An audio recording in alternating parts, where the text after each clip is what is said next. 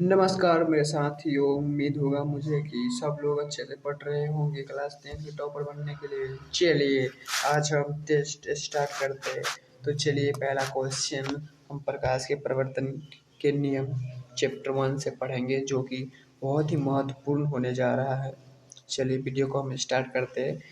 पहला क्वेश्चन कह रहा है प्रकाश की किरण गमन करती है। प्रकाश की किरण गमन करती है। His right answer option A. प्रकाश की किरण हमेशा सीधी रेखा में चलती है। ठीक है, चलिए इसका राइट आंसर ऑप्शन ए हो जाएगा। चलिए अगला क्वेश्चन कह रहा है प्रकाश के वेग न्यूनतम होता है। Option A, option B, option C, option D. Is right answer option D, कांच में। ठीक है, चलिए राइट आंसर ऑप्शन डी, कांच में। चलिए अगला क्वेश्चन क्या कह रहा है देख लेते हैं। चलिए अगला क्वेश्चन कह रहा है मोटर गाड़ी के चालक के सामने लगा होता है। मोटर गाड़ी के सामने लगा होता है उत्तर दर्पण। ठीक है, चलिए अगला क्वेश्चन देख लेते हैं। अगला क्वेश्चन कह रहा है 4 नंबर, मोटर कार के हेडलाइट में किसका उपयोग किया जाता है। उत्तर दर्पण का उपयोग किया जाता है। ठीक है, चलिए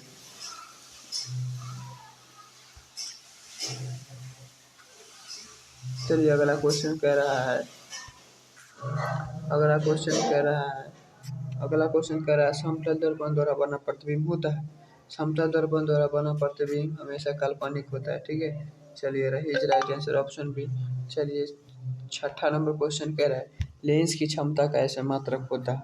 लेंस की क्षमता का ऐसे मात्रक डायोप्टर होता है।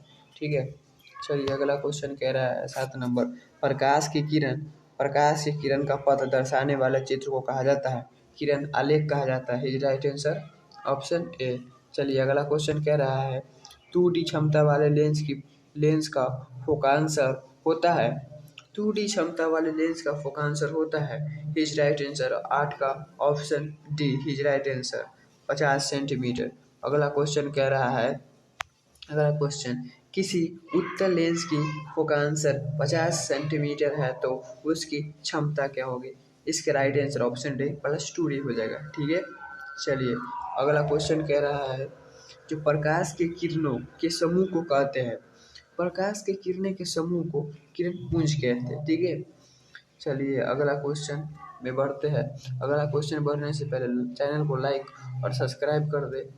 चलिए वीडियो को लाइक और सब्सक्राइब कर दे। अगला क्वेश्चन क्या है उत्तल लेंस की क्षमता होती है। उत्तल लेंस की क्षमता हमेशा धनात्मक यानी प्लस होता है। ठीक है, चलिए अवतल लेंस का क्षमता होता है, इसका आप लोग माइनस होता है, माइनस को हम लोग ऋणात्मक बोलते हैं। ठीक है, चलिए इसका राइट आंसर हो जाएगा ऑप्शन ए, ऋणात्मक। चलिए अगला क्वेश्चन 13 नंबर देख लेते हैं। उत्तल लेंस को कहा जाता है, उत्तल लेंस को अपसारी लेंस कहते हैं। ठीक है, उत्तल लेंस को अभिसारी लेंस कहते हैं। ठीक है, चलिए अगला क्वेश्चन कह रहा है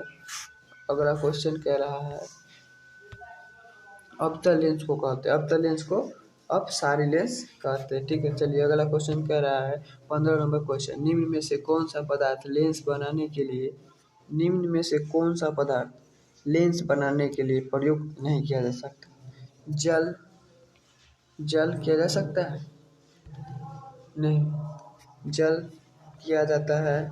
ठीक है, चलिए जल किया जाता है, कांच भी किया जाता है, और प्लास्टिक भी किया जाता है, लेकिन मिट्टी नहीं किया जाता। ठीक है, चलिए इसका राइट आंसर ऑप्शन डी हो जाएगा, मिट्टी। अगला क्वेश्चन कह रहा है किस दर्पण से हमेशा वस्तु का छोटा प्रतिबिंब प्राप्त होता है। किस दर्पण से हमेशा वस्तु से छोटा प्रतिबिंब प्राप्त होता है। तो इसका राइट आंसर ऑप्शन बी हो जाएगा, राइट आंसर ऑप्शन बी। ठीक है, चलिए अगला क्वेश्चन देख लेते हैं। अगला क्वेश्चन 17 नंबर कह रहा है किस दर्पण से वस्तु का बड़ा प्रतिबिंब बनता है। समतल का नहीं बनता है, अवतल का बनता है। His right answer option B, अवतल। ठीक है, his right answer option B. चलिए अगला क्वेश्चन कह रहा है 18 नंबर क्वेश्चन, प्रकाश के प्रवर्तन के नियम। ये जो बच्चा नहीं बताएगा वो मानिए 10th में फेल फेल है। क्या 10th में फेल है? ठीक है ना, 10th में फेल है। चलिए इसका राइट आंसर आप लोग कमेंट में करेंगे। ठीक है, चलिए अगला क्वेश्चन कह रहा है 19 नंबर क्वेश्चन कह रहा है, जो प्रकाश की किरण हवा से कांच में प्रवेश करती है तो मुड़ जाती है, अविलंब के दूर या अविलंब के निकट, अविलंब के समांतर, इनमें से कोई नहीं। Is right answer option B, अविलंब के निकट। ठीक है, चलिए अगला क्वेश्चन कह रहा है, क्या हो गया यार, हाँ, फोटोग्राफ कैमरा का अभिदृश्य होता है। जैसे जो कैमरा होता है मोबाइल का, जैसे मोबाइल का कैमरा होता है ना, मोबाइल का कैमरा होता है, तो इसमें जो कैमरा लगा होता है, कैमरा लगा होता है वो किस लेंस का होता है? तो वो लेंस होता है उत्तल लेंस। ठीक है, चलिए अगला क्वेश्चन कह रहा है, साइड मिरर के रूप में प्रयुक्त होता है। साइड मिरर के रूप में प्रयुक्त अवतल दर्पण होता है। ठीक है, इज राइट आंसर। चलिए अगला क्वेश्चन कह रहा है 22 नंबर। ठीक है, 22 नंबर क्वेश्चन कह रहा है, एक अवतल दर्पण की फोकस दूरी 10 सेंटीमीटर है तो उसकी वक्रता त्रिज्या होगी। 10 सेंटीमीटर है तो इसका सूत्र होता है 2r और त्रिज्या का r, यानी r कितना दिया हुआ है 10, तो 2 गुने 10 बराबर 20 सेंटीमीटर। ठीक है, राइट आंसर ऑप्शन बी। चलिए अगला क्वेश्चन कह रहा है, अगला क्वेश्चन, निर्गत किरण एक अभिलंब के बीच के कोण को कहते हैं। ठीक है, इसका राइट आंसर आपतन कोण हो जाएगा। ठीक है, इसका राइट आंसर ऑप्शन ए। चलिए अगला क्वेश्चन 24 नंबर कह रहा है, सरल सूक्ष्मदर्शी में किसका प्रयोग होता है? सरल सूक्ष्मदर्शी में जो उत्तल दर्पण का प्रयोग होता है। ठीक है, चलिए अगला क्वेश्चन हम देख लेते हैं, किस लेंस के द्वारा सिर्फ काल्पनिक प्रतिबिंब बनता है? किस लेंस के द्वारा सिर्फ काल्पनिक यानी कि अवतल से काल्पनिक प्रतिबिंब बनता है?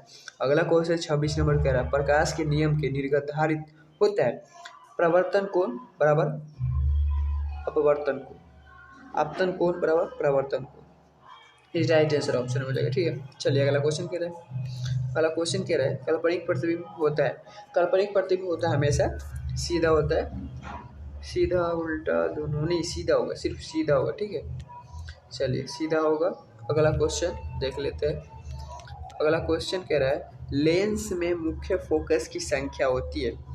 लेंस में मुख्य फोकस की संख्या होती है। लेंस में 2 लेंस होते हैं, उत्तल लेंस अवतल लेंस। ठीक है, तो 2 लेंस होगा, is right answer option A.